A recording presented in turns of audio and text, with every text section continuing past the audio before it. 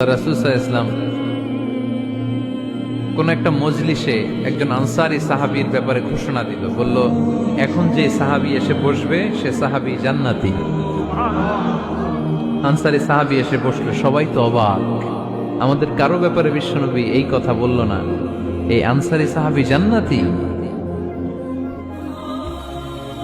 আবার কয়েকদিন পরে আরেকটা মজলিসে বিশ্বনবী আবার ঘোষণা দিলেন, এই মুহূর্তে এমন একজন সাহাবী এসে এইখানে বসবে, এই সাহাবীটা জান্নাতি। সবাই খেয়াল করে দেখলো, আগের মজলিসে যেই লোকটাকে বিশ্বনবী জান্নাতি বলে ঘোষণা দিয়েছে, আজকেও ওই সাহাবী এসে ওই জায়গায় বসেছে। তৃতীয় দিন আবার বিশ্বনবী বললেন, এখন একজন সাহাবী এখানে এসে বসবে, সে জান্নাতি। সবাই খেয়াল করে দেখলো, ওই সাহাবীটাই আবার এসে বসেছে।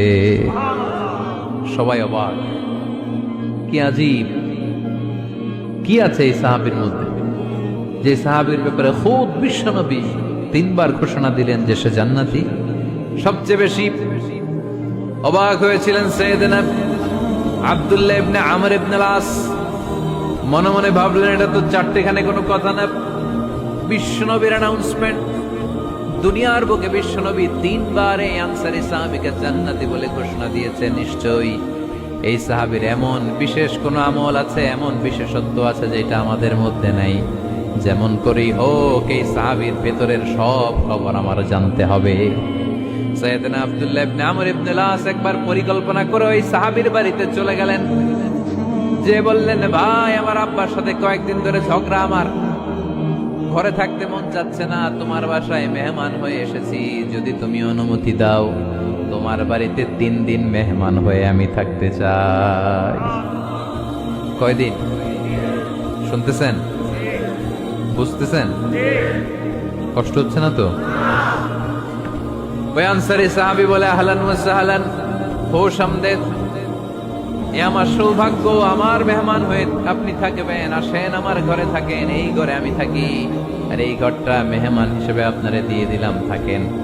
এবার আব্দুল্লাহ ইবনে আমর ইবনে আস খুব ভালোভাবে ফলো করতে লাগলেন, কখন এই আনসারী সাহাবী কি করে। 1 দিন, 2 দিন, 3 দিন পর্যন্ত ফলো করার পরে সাইয়েদনা আব্দুল্লাহ ইবনে আমর ইবনে আস এমন কোন বিশেষ আমল এই সাহাবীর মধ্যে খুঁজে পায় নাই। 3 দিন গভীরভাবে পর্যবেক্ষণ, অবজারভেশনের পরে বিশেষ কোন আমল ওনার চোখে পড়ে নাই। এবার 3 দিন পরে তো চলে যাবার পালা, ঠিক কিনা?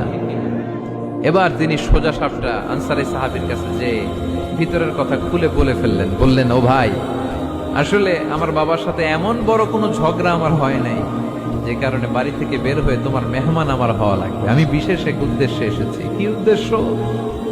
আব্দুল্লাহ ইবনে আমর ইবনে আস এবার বলতে আরম্ভ করলেন, আমরা খেয়াল করেছি 3টা মজলিসে বিষ্ণু ঈসা ইসলাম তোমাকে জান্নাতি বলে ঘোষণা করেছে, তাই আমি জানার জন্য এসেছি তুমি এমন কি আমল করো যে কারণে বিশ্বনবী ঘোষণা দিলেন যে তুমি জান্নাতি। কি এমন বিশেষ আমল আছে তোমার, আমার একটু বলো, আমি ওই আমল করে জান্নাতি হতে চাই। আল্লাহু আকবার। এবার আনসারী সাহাবী মুখ খুললেন, উনি বললেন, ও ভাই আব্দুল্লাহ ইবনে আমর ইবনে আস, এমন কোন বিশেষ আমল আমার নাই, হালাল পন্থায় রুজি করি, ব্যবসা করি, নামাজের সময় নামাজ পড়ি, রাতে এসে ঘুমিয়ে যাই, ফজরের আগ দিয়ে উঠে তাহাজ্জুদ করি, সময় মতো জিকির আজকার করি, কোরআন তেলাওয়াত করি, কিছু দান সদকা করি, সবাই যা করে আমিও তাই করি, স্পেশাল কোনো আমল আমার জীবনে নাই। তবে আব্দুল্লাহ ইবনে আমর ইবনে আস, শুনে রাখো, একটা কাজ আমি প্রতি রাতে করি, হয়তো বা এই কারণেও বিশ্বনবী আমার ব্যাপারে এমন ঘোষণা দিতে পারে। আব্দুল্লাহ বললেন, ও আনসারী সাহাবী, কি কাজ তুমি করো? এবার আনসারী সাহাবী বলতে লাগলেন, প্রতি রাতে যখন আমি আমার বিছানায় ঘুমোতে যাই, আমি কারো ব্যাপারে কোনো রাগ, কোনো হিংসা, কোনো ক্ষোভ অন্তরে নিয়ে ঘুমাতে যাই না। ওই দিন যার সাথে যা হয়েছে সবাই রে মাফ করে দিয়ে মিটমাট করে একটা প্রশান্ত অন্তর নিয়ে আমি বিছানায় ঘুমাতে যাই। ওই দিনে কেউ আমার গালি দিছে, কেউ আমার বকা দিছে, কেউ আমার বিরুদ্ধে মিছিল করছে, উল্টা পাল্টা যে যাই করুক না কেন, আমি কিচ্ছু মনে রাখি না। আওবি ইলা ফিরাশি, আমি এমন ভাবে আমার বিছানায় যাই, ওয়ালাইসা ফি কলবি হিকদুন আলা আহাদ, এমন অবস্থায় আমি শুয়ে পড়ি যে আমার হৃদয়ে কারো ব্যাপারে আমার হৃদয়ে কোনো ক্ষোভ নাই, কোনো হিংসা নাই, কোনো অহংকার নাই, সব রাগ ক্ষোভ ভুলে গিয়ে সবাইকে ক্ষমা করে দিয়ে আমি বিছানায় ঘুমাতে যাই। এজন্যই বিশ্বনবী এই সাহাবীকে তিনটা মজলিসের ভরা মজলিসের মধ্যে জান্নাতি বলে ঘোষণা করেছে।